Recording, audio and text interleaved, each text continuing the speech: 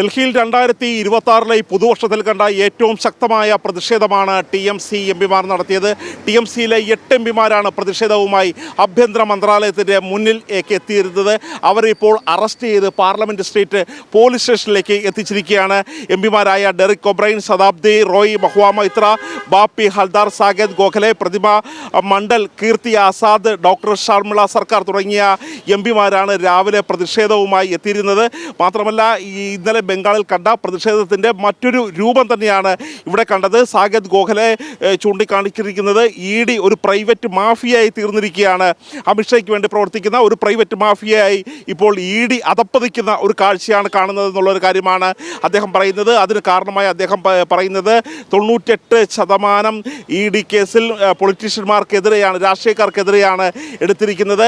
അതായത് ഏതെങ്കിലും നേതാക്കന്മാർക്കെതിരെ, മറ്റു പാർട്ടിയിലെ പ്രതിപക്ഷത്തെ നേതാക്കന്മാർക്കെതിരെ കേസെടുക്കുന്നു, അവർ BJPയിലേക്ക് ചേർന്നാൽ പിന്നെ അവർക്കെതിരെ കേസില്ല.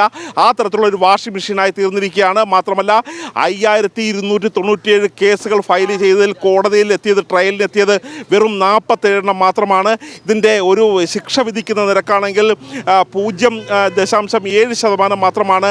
1000 കേസുകൾ ഫയൽ ചെയ്തെങ്കിൽ തെറ്റുകാരെന്ന് കണ്ടെത്തിയിരിക്കുന്നത് വെറും 7 കേസുകളിൽ മാത്രമാണ് എന്നുള്ളൊരു കാര്യം കൂടിയാണ് ഈ തൃണമൂലിൻ്റെ MP പറഞ്ഞിരിക്കുന്നത്.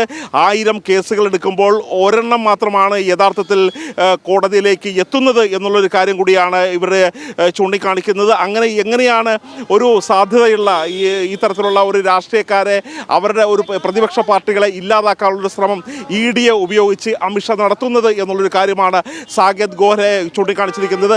ഇപ്പോൾ എംപിമാർ തൃണമൂൽ കോൺഗ്രസിൽ ഓരോരുത്തരും നേതാക്കന്മാർ കടന്നു പോകുന്ന ആൾക്കാരെ തടയുകയാണ് പോലീസ് ഇവിടെ ചെയ്യുന്നത്.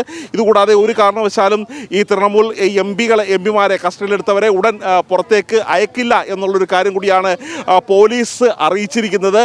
കൂടുതൽ ശക്തമായ പ്രതിഷേധം ഇനിയും ഈ ഡൽഹിയിൽ തന്നെ ഉണ്ടാകും. മാത്രമല്ല, അമിത്ഷായെ അദ്ദേഹത്തിൻ്റെ ഡൽഹിയിലെ ഓഫീസിൽ കർത്തവ്യപഥത്തിൽ ഇരുന്ന് ജോലി ചെയ്യാൻ അനുവദിക്കില്ല എന്ന് തന്നെയാണ് തൃണമൂൽ കോൺഗ്രസ് എംപിമാർ അറിയിച്ചിരിക്കുന്നത്.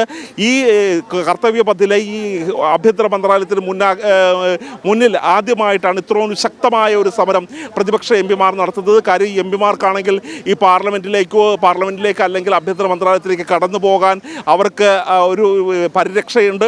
അതുപയോഗിച്ച് തന്നെ അവർ ആദ്യം കടന്നു ചെല്ലുകയായിരുന്നു. മാത്രമല്ല, മാധ്യമങ്ങളെ അവരാദ്യം അറിയിച്ചിരുന്നത് അവർ സമരം ചെയ്യാൻ പോകുന്നത് അമിത്ഷായുടെ വസതിക്ക് മുന്നിലാണെന്നാണ്. പൊടുന്നനെയായിരുന്നു അവർ സമരം ആഭ്യന്തര മന്ത്രാലയത്തിലേക്ക് മാറ്റിയത്.